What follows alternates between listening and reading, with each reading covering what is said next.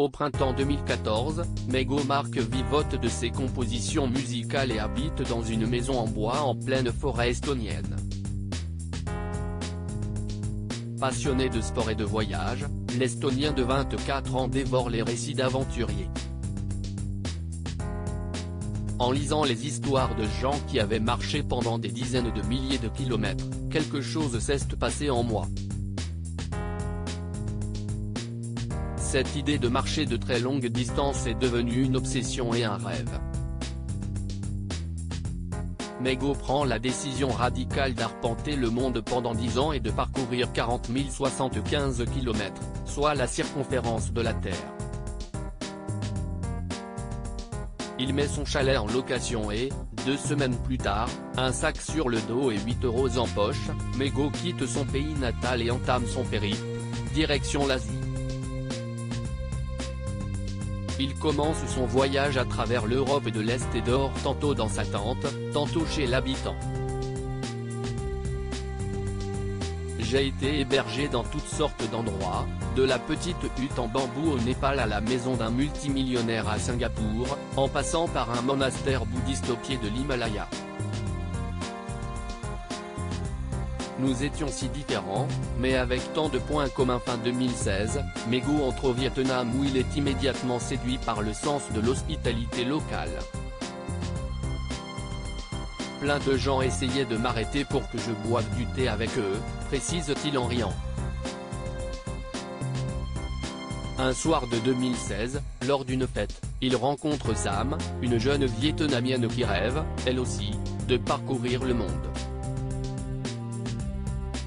Elle évoque l'idée de faire un bout de chemin avec lui.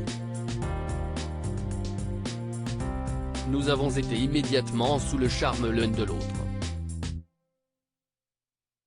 Nous étions si différents, mais avec tant de points communs, rapporte-t-il de concert.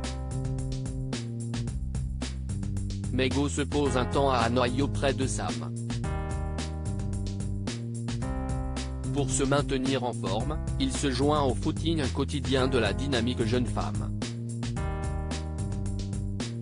Malgré leur complicité amoureuse, le voyageur au long cours ne parvient pas à se détourner de son objectif. Le cœur lourd, Mego reprend son périple à travers l'Asie du Sud-Est. Mais sa santé lui impose un arrêt, il se retrouve hospitalisé en Indonésie en 2018. Cette femme avait rempli mon cœur d'un seul coup, je n'avais plus envie d'être sans elle. Sam vient aussitôt lui rendre visite. Et si est-il le déclic, cette femme avait rempli mon cœur d'un seul coup, je n'avais plus envie d'être sans elle, confie l'Estonien au regard azur.